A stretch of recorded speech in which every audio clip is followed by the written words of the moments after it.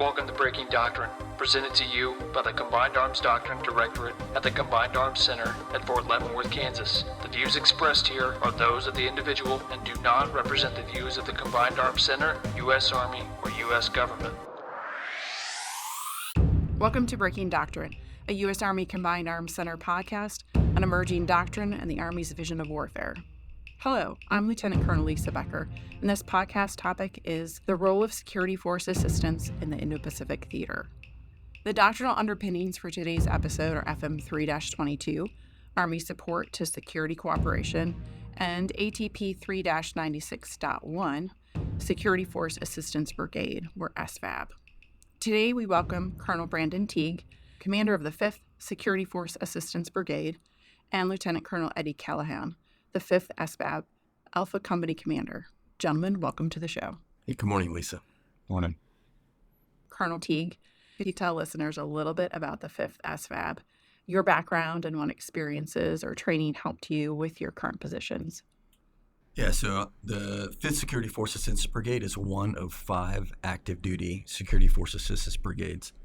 There is one, the 54th SFAB is National Guard. But each one of the 5 active duty Security Force Assistance Brigades are regionally aligned to the combatant commands.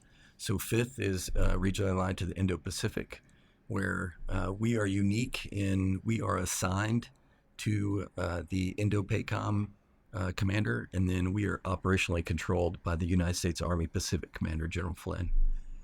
And so that makes us unique. The other active duty SFABs are not the same to their COCOMs because of the unique situation that we have in the Indo-Pacific being the priority theater.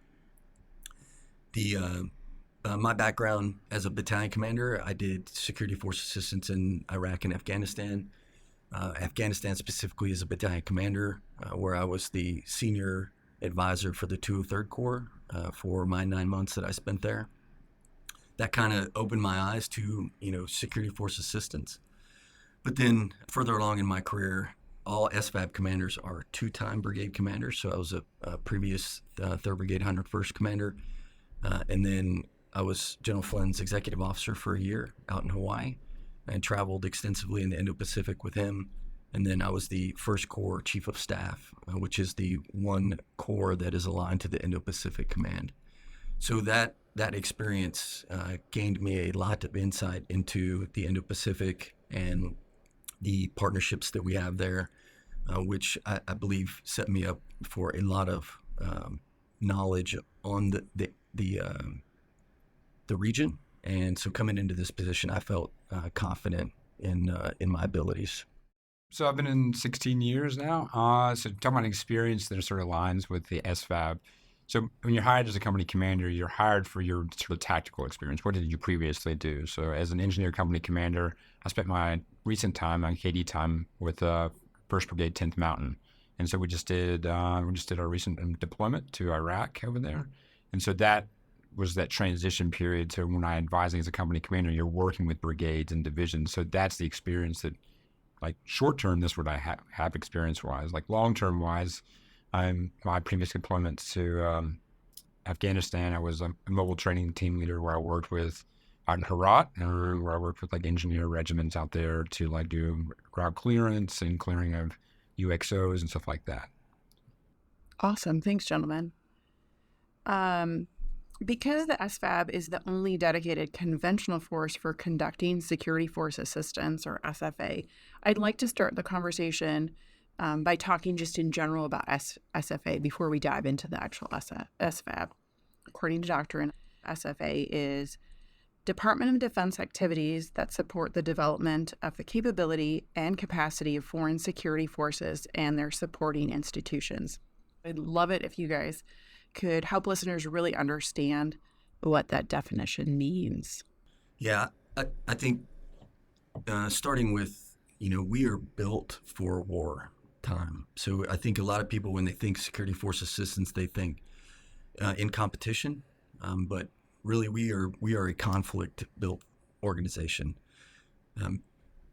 So that being said, security force assistance takes on different flavors, obviously, throughout the spectrum of conflict. So whether we're, in competition now, and shifting to crisis and then conflict.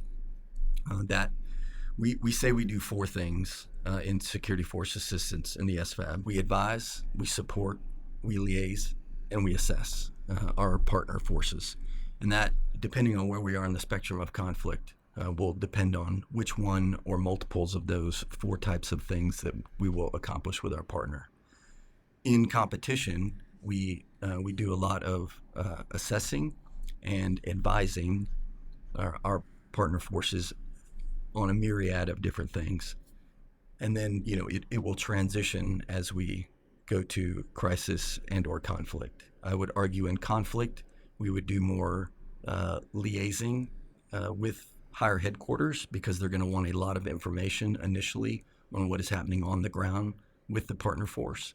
And then we would be advising our partner forces to either execute operations in their country, but giving them advice on types of things to do, and then trying to support them with potentially joint U.S. assets that could bring to bear should we be in that conflict with them.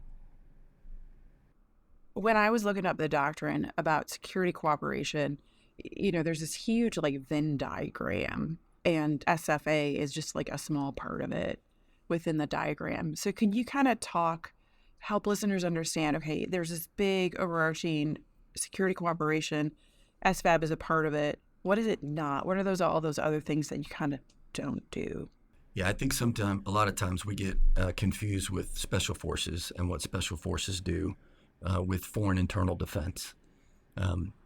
So we are partner in all the countries that we're in. Special forces is there doing their specific mission with the special forces of said country that we're in.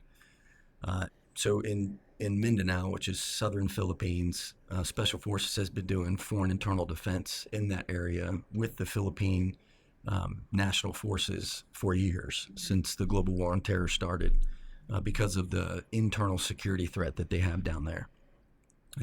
So that is one misconception, is we get confused with, oh, you're just conventional special forces, but we're not. We partner with conventional forces only. So it is the biggest difference and misnomer that a lot of people have. As I was reviewing the SFA and SFAB doctrine, there were two things that stuck out to me. One was that you absolutely need to build advisor relationships for SFA to be effective. In fact, FM 322 says that relationships are advisors' pacing items. At the same time, the doctrine feels transactional, probably because of the strategic impact of your work. Could you speak more to that dichotomy, or you could just tell me I'm off base? So to get after sort of the transactional feel, and I don't think that it's wrong in the way that it's worded in that way. And the reason why is the trust is your access to influence. And so when you're talking about influence and that sort of access and capabilities and capacity, you have to build that trust so that you can then challenge their paradigm and how they think about stuff so that they potentially can change and grow. So as you live with them day to day, shoulder to shoulder, meals, training opportunities, that consistency with them slowly builds that trust. And then all of a sudden you can, at some point, you've built enough of that will or that sort of exchange with them that you can challenge something that they're currently doing. Hey, why are you training this way? Why are you shooting this way? Or why are you employing your forces this way? And it gets them to make that leap on their own or through sort of guided questions. But that's the sort of the transactional piece of it is yes, it is about trust. But what that trust buys you is the ability to influence. And that influence is where we build the capacity and capabilities on sort of what the security force assistant is working with the traditional forces. That sort of helps. Yeah. Could you give an example? So in my recent employment, I'm very new to the security force assistant sort of the paradigm and thinking and understanding things like that. So my recent employment was to Malaysia. And East Malaysia is on Borneo, and so we worked in a state called Sabah. The United States has not operated out of that area very much. So there's not a lot of sort of institutional knowledge about working with the United States. So when we get there, there was very little guidance. It says, okay, build a relationship, find out what they want to work on, and then advise. I mean, that's pretty much the sort of the level of sort of broad aperture that you have when you're going over to Borneo. in East Malaysia. And so when we first meet, sit down with your partners, like, okay, what do you want? Like, what do you want to get out of this relationship that we're building right here? And they talk about things they're working on. And so this is all built into like the sort of operational pathways, sort of like through an effort that USAPAC employs forces into the Indo-PACOM theater. So Operation Pathways was going to actually come to Sabah in a little over a year. So we said, okay, we want to understand like how you think, how do you plan, how do you employ forces? And so part of that is us sharing how we do it, and they share us how they do it.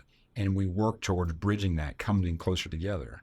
So it's not just like sitting down and like over a piece of paper and planning, but it's also sitting down over dinner and like talking about my family, talking about their families, like their cultural differences. Mm-hmm. And then it's as simple as like, hey, we're going to go play badminton on Saturday evening. Would you like to come play badminton with us? And so we'd go and we'd share those experiences with them. And eventually barriers start breaking down. Like they start talking about things that like they're struggling with inside of the Malaysian Army, or like things they want to get better at. And like, so the particular thing they kept asking about was air assault operations. And it's like, okay, we can talk about that. I have plenty of experience with 1st 10th Mountain about planning air assault operations. And so we started at LPDs at like division level. And then by the time my following forces, they were down at the tactical level at the platoon and company, like doing like loading drills and like planning, like what do you do when you embark on your aircraft and stuff like that. So that's sort of yes, it's transactional, but it's all about building that trust. That's the pacing thing. It's the people who's the pacing of it. You know what? What you were saying kind of struck me. So I worked with Afghans, and you did too. Would you say that your work in the Indo-Pacific is a little bit different because in Afghanistan we're wearing body armor, we're on these FOBs or kind of confined spaces? It's hard. I thought it was harder to kind of break bread per se. Mm-hmm. Do you think it's easier when you're not in a combat zone? Yeah, it's different. I wouldn't say it's easier, but our persistent presence, and obviously we were persistent in Iraq and Afghanistan as well. But I think the difference in what we're doing in the Indo-Pacific and what we were doing in Iraq and Afghanistan is we were trying to build Afghan and Iraqi forces to be U.S. forces. And we are not trying to do that in the Indo-Pacific. We are trying to build said country to be the best military that they can be in their country. So we listen to the partner more. We want to know what they want to get out of the relationship and our presence in their country. We didn't necessarily do that in my experience in Iraq and Afghanistan. Yeah. So you're building more sustainable solutions for your partner forces. Yeah. So it's the idea of this integrated deterrence thing, that like we're operating in an environment where we have a pacing threat in the region. Mm-hmm. So like it's just like you're building your team. Like they have a desire, they have a strategic desire of what they want to accomplish, and as long as that, or we can work with our strategic desires, this is that integrated deterrence. We're building a bigger team, hopefully to deter any sort of potential of us getting into a conflict scenario. So if we're thinking about that conflict continuum from competition to crisis, the bigger our team, maybe they don't want to do that because our team is so large. Mm-hmm. Yeah, it reminds me of when General Flynn came on Breaking Doctrine earlier this year. He was talking about the landpower network. I have a question too about sustainability. So how do you maintain these relationships when we in the U.S. Army are rotating jobs every 2 to 3 years, but our partner forces might be in those positions for a lot longer than that? Yeah, it's reputation. So that was the hardest thing for. I'll speak for all the SFABs. To build that reputation inside of the area that we're working in. So when I was General Flynn's XO, 5th SFAB was new, but we had already started to build a good reputation inside of the Indo-Pacific. When I would sit down with heads of the Army, heads of the militaries in these countries we would travel to, they would always ask about 5th SFAB and what they were doing in the country. So it's building that reputation and just maintaining that reputation. So it doesn't matter, it does matter the face and the person that is sitting and, talking with the partner, but it's the reputation of, somebody who's wearing this patch inside of said country that matters the most. And that's how, we have that continuity. We have a really good reputation now inside the Indo-Pacific. And they know that we're going to be rotating through. I'm assuming They do. Yeah. Okay. And It's the persistence piece. It's like when it says it's the enterprise. Like when they see the patch, like we know we are tailoring a force to meet their requested desired end state. So like when we come back to Malaysia, it may not be me as an engineer, but I am bringing something back to them that, hey, we want to work on air assault or fires or logistics. They're bringing in expertise and we're paying for it. And it's that faith and it's that trust that we are in the enterprise itself. Mm-hmm. I want to kind of keep the thread of relationship building or reputation about building interoperability. So could you show listeners how you build interoperability through the 3 domains that are in Doctrine, the human, technical, and procedural? Yeah.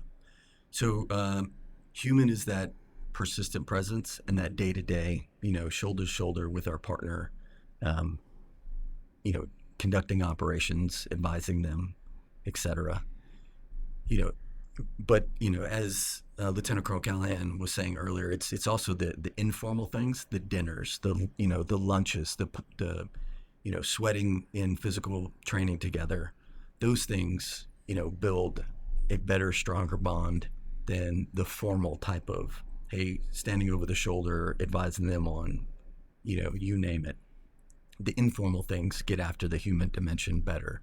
And that's why the persistent presence of being there and executing all of those informal type things really builds that human interoperability. Because you get to know one each other better, asking those questions about family and, background and stuff like that. So that really builds the human interoperability. The technical is the hardest one. We as a U.S. military struggle to do that just in the Army, let alone across the Joint Force. So with our partners, it is difficult, but we have made strides really in the past couple of years. Because when we talk about technical, at least in the Indo-Pacific, we generally kind of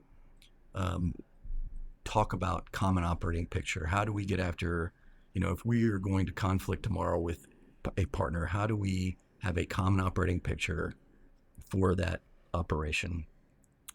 The movement to secure but unclassified encrypted environment that a lot of the Army is transitioning to, and we are in the Indo-Pacific. Most of the divisions that operate out there are. That is allowing us to use our tactical advisor kit to develop these digital technical interoperability solutions with our partners. We've done it. The 25th Infantry Division has done it during the Joint Pacific Multinational Readiness Center, JPMRC rotations that they've done with several partners. And the 11th Airborne has experimented with that as well. We're starting another JPMRC rotation in Hawaii, and we'll be doing the same thing with, I believe it's 9 different multinational partners that we're going to have there. And then on the procedural interoperability, with technical comes some procedural, but we had an exercise we had in Thailand. We had to develop a system to be able to deliver fires from U.S. assets, but through the partner. So we had to develop a procedure for the partner, their eyes on the ground, seeing a target, delivering that information back to a common operating picture, and then getting that information, to the U.S. asset to deliver ammunition to a target. So those are the type of procedures that we work through in training that will transfer over to crisis and conflict should we have to go there with that partner. I think back to what you've prefaced of it's hard enough to do this with the U.S. forces. That's right. Very much so. I can't even imagine, different languages or English is your second language, and that, like all of the layers of difficulty on that. Yeah. Interoperability is one thing we talk about all the time. When we assess a partner, we usually do it across the 3 domains of interoperability because it's the easiest way to use common language for the Army to understand on how we are getting to a end state with a partner. when we were in Malaysia, I mean, we spent significant amount of time through the jail process leading up to Kira Strike, like figuring out how we're going to communicate with their radios and our radios. And so like my team, like was in multiple planning events with Division S6, with the Malaysian Army Division S6 and 25th IDs, like their squadron S6, like figuring out how we're going to do that secure, but on, secure communication and like laying out where everything's going to be. And some of it was just swivel chair that we'd be just turning around and talking to that person next to us. But in the same breath, we also were able to communicate at battalion level to battalion level, that we were able to work towards that end state. So that there was some communication between different battalions in the same operation. It just makes me like thankful that we have this opportunity, that we're not in conflict and trying to figure this out when it, bullets are fine. Yeah, which, in the Korean conflict is where we really saw KMAG, the Korean Military Assistance Group, was stood up in 1949, and when the conflict started in 1950, they were the only active duty, the majority of the active duty army that was on the peninsula at the time, and they were spread out with different units, and they did, as I stated earlier, they were liaising because everybody wanted information on what was happening on the ground. Mm-hmm. And so they were, doing that liaise function initially, but then they were fighting and advising those units that they were assigned with on a day-to-day basis. And so that is really where we went from, competition quickly into crisis, into conflict there in the Korean Peninsula.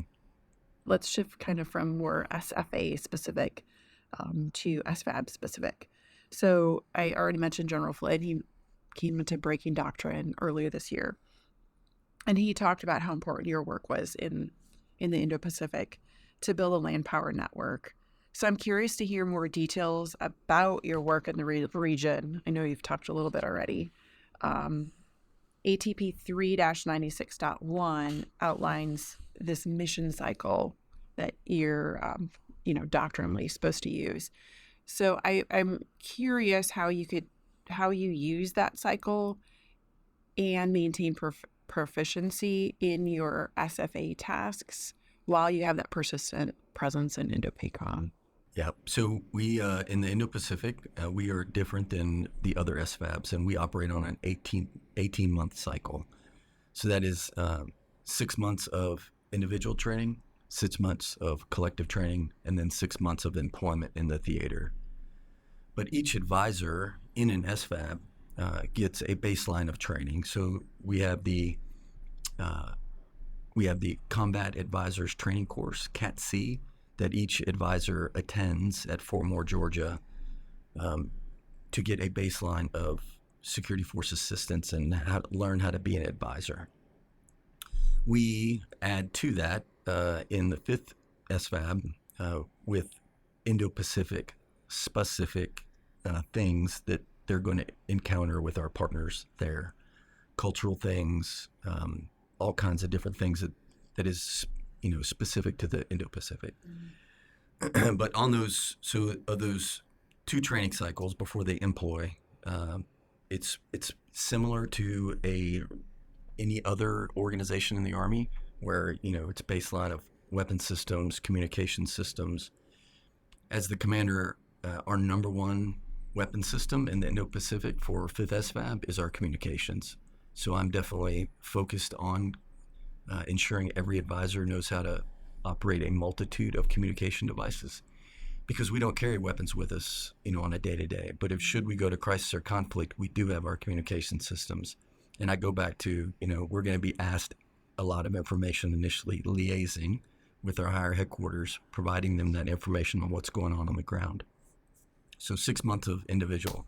And then we transition to 6 months of collective. And the two main things that we do during the collective is we do a validating exercise. That is through in the Indo-Pacific. And then the other one is a mission readiness exercise. So we validate for combat, for conflict, during the validating exercise, and then we do a mission readiness exercise, which is going to validate that force package for competition. So what they're actually going to be doing when they get on the ground in whichever country they're going to. I've noticed that both of you have used the word employment, but Doctrine says deployment. Can you talk about that? Yeah. So the history behind it to me is when I became the commander, to get away from the Iraq-Afghanistan deployments that we were doing to a combat rotation. We say we employ because it's not a combat rotation that we're doing. So we employ our forces for 6 months instead of deploying them. It's a mindset type thing. I believe the previous SFAC commander, Major General Hill, wanted to get across to the command. Yeah, just dropping one letter change. I mean, I can understand that, how it just changes your mindset. That's crazy. Yeah. I do want to add to something about the training and sort of like how do we maintain consistent presence and train as well. Yeah. So we always have 2 battalions that are forward doing advising efforts that allows the other battalions to focus on the training cycle. So if you think about that 18th month cycle and we do it in sets of 2, then it allows us to always have 2, always have folks that are in specific countries consistent with that consistent presence, a permanent presence. And then it allows the rest of the teams back here to focus on training. So we're not trying to balance both the battalions themselves are not balancing forward efforts and rear efforts at the same time. So there's that balancing piece, and it allows us to focus on training when we're in training and focus on our employment and our advising efforts all simultaneously at the brigade level. Yeah, I think maybe one piece just to make sure the audience is clear. So the SFABs are framed after the old brigade combat team concept. So 6 battalions, 3 maneuver, 1 fires, 1 engineer, and 1 sustainment. And then we build those into force packages. So 1 maneuver with 1 functional battalion, that's a force package. And so of the 6 battalions, 2 are partnered together for a force package, and then we rotate them through that 18-month cycle. Okay. So if you're an advisor, is the ideal situation that you're doing 2 18-month cycles? Yes, that is the concept that we hire them against, is 2 18-month cycles. Again, going back to the relationships and trust, building that trust. When you, as an advisor, you go back, even if you don't go back to the same country, but if you go back into the region and you have that experience from that previous employment, it's priceless. Like you just can't you can't train that experience that you get from employing into a country and then coming back a second time. Makes sense. I cannot agree more with that because, like, even in my first employment, like, I made mistakes. And so then on the second employment, now I have something to pull from. Like, I spent so much time at the tactical level, mentoring, partnering in the battalion and brigade, and even at the division level, not realizing I still have other partners at the Ministry of Defense that I have to maintain and maintain that connection, because that is the planning effort for following 2, 3 force packages. Is like those relationship is not just at the tactical level, but it's at every level of sort of like the government. So you then go back to the Ministry of Defense. Okay, let's talk about what's next. Okay, what do you want to focus on? So there's learning that it's really hard to replicate in a VALX or an MRX about like where you should be spending your time as a leader in these countries. I'd like to know your thought process and considerations of task organizing when you conduct SFA in so many countries across the Indo-Pacific. So we, the joint exercise life cycle, the JELC process that we go through for exercises, that is where a lot of things that our partners want to get after, they come up through that process. There's also land force talks that we do with these countries that general officers participate in. But there's a governance process to how we get after what we're going to do in each country. It's not as simple as, hey, we just go sit with a partner and they say, hey, we want to work on, marksmanship training for all of our units. There is a very organized, higher echelon process that is gone through. And it is synchronized with the country team, what that country team sees for, the military inside that country. Indo-PACOM has a 5-year plan for each country that is synchronized with the country team. And then USERPAC has that as well for the Army in each one of the countries. So, as that process works itself through, that is where we come up with a plan for each one of the countries. So, operational design that we apply to each one of the countries is something that I have focused on since I've been in command, because we had those processes were in place, but it really didn't work itself down to what was being executed on the ground. And that's, I can let Lieutenant Colonel Callahan talk about that a little bit more. How does that, the bigger picture stuff work itself down to what they execute on the day-to-day? Yeah. The engineer advising is made up of 3 different teams. So each team goes to different countries. So what an individual country desires to work on that's come through all of these working groups and these land force talks, then comes out and says, okay, you have an agreed to training activity that you're going to work on. Well, I may not have that expertise. And so there's either 2 major ways that we try to get after those expertise that they've asked for.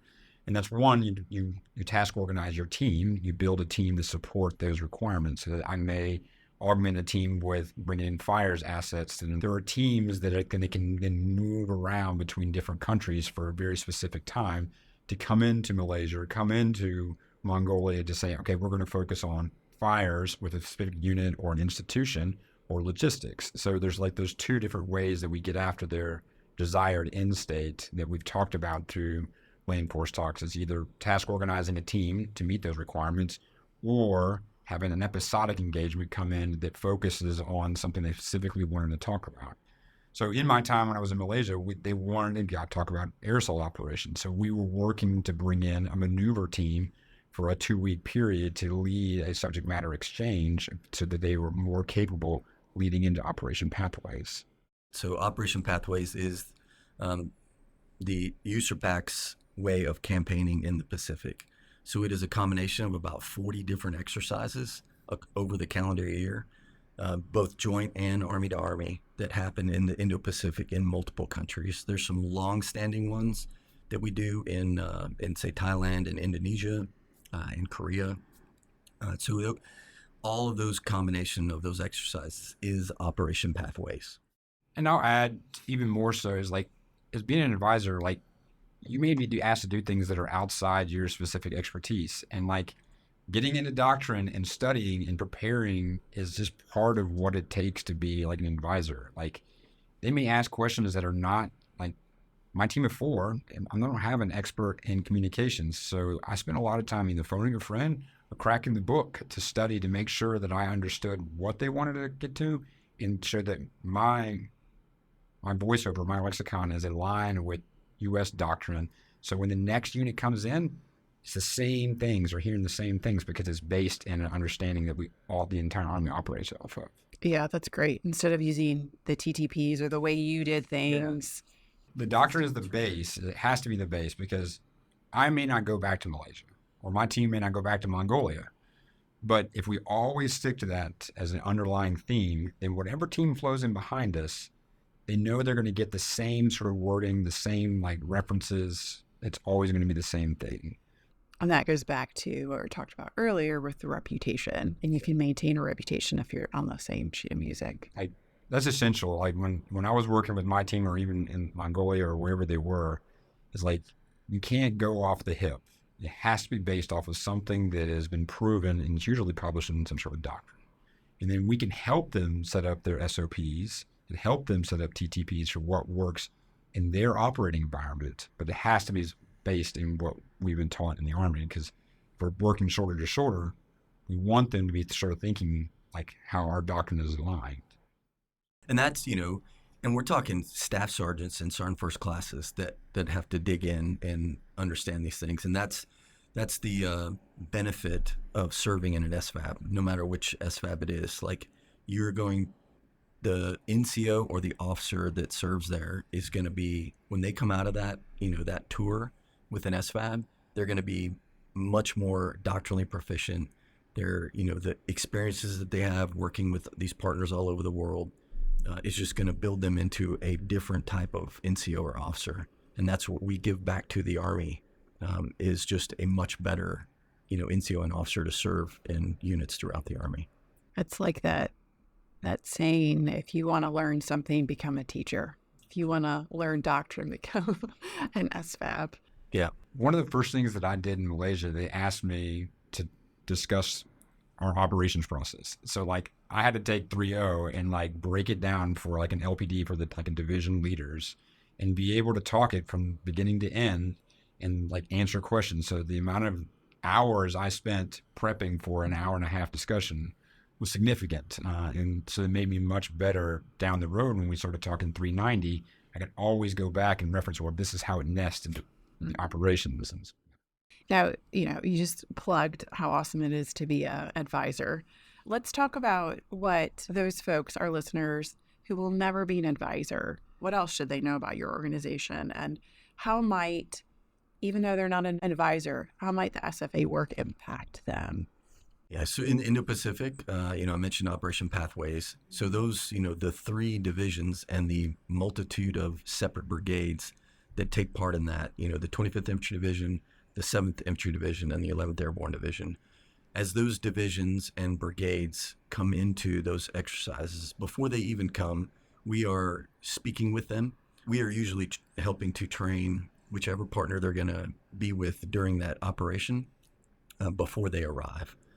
And so we will liaise, with that unit and, give them cultural atmospherics, partner specifics for, say it's they're going to partner with this battalion for, Operation Pathways. We will tell them, hey, we've trained them on these things. Here's their strengths. Here's their weaknesses. Here's some things that you can carry forward as this exercise continues on. So although they will never be part of an SFAB, we are there helping to support operations they're going to be doing with the partners in the region. And I'll add to it is like the way I described it to some other people that are asking me is a lot of times we're a lubricant between these 2 large organizations because we have access to so many different leaders and we've developed trust with so many different leaders. So when they come in asking questions about like, hey, we need to do a recon of a port in Sabah, or we need to like get customs worked out in this small airport in this local area, like I already have the people that work at this division or corps level that then we walk over and we say, okay, hey, I need to schedule an Army engineers to do some sort of port recon. So that access and that lubricant between these 2 large organizations helps us become more efficient and accomplish more when we get to the operations pathways because we're so much more focused on the training and not all the other things in the behind the scenes. Yeah, gotcha. Anything that I missed about the SFAB? Any other parting comments that you have, gentlemen? I will say that if, people that are interested in serving in an SFAB, like it's not all just these things that we're talking about, working with the partner day to day. That is obviously the mission and that's, what we're built in to do. But getting to serve in these countries and again, across the world, 5 different SFABs, active duty, and experiencing the cultures there. So, we're not working 24/7 every day. They get to spend some free time experiencing those countries. And so, when they're in the country, working with the partner, but then free time, they get to explore that country and go and see these different places. And so that is an added benefit of service in an SFAB as well. It's an employment, not a deployment. That's right. It's an employment, not a deployment. Yeah, probably not staying in a tent. Thanks, gentlemen, for coming on the show. Thanks for having us. Yeah, I really appreciate it. It's great. Just like writing new doctrine is a team effort, breaking doctrine takes a team. Without the crew and special doctrine division here at CAD, we wouldn't be able to bring you this show. Our production is coordinated by Mr. Ted Crisco, and our editing and sound is provided by Mr. Zarek Fry from 29 Pixels Studios. Please don't forget to subscribe on Amazon Music, Apple, Odyssey, Audible, Spotify, or YouTube. Also, go ahead and follow us on social media at U.S. Army Doctrine to get updates on new podcasts, Doctrine Digest videos, and publications. Finally, the views and opinions expressed in this podcast do not necessarily reflect the official position of the United States Army, the U.S. Army Training and Doctrine Command, or the Combined Arms Center. I'm Lieutenant Colonel Lisa Becker, and this has been Breaking Doctrine.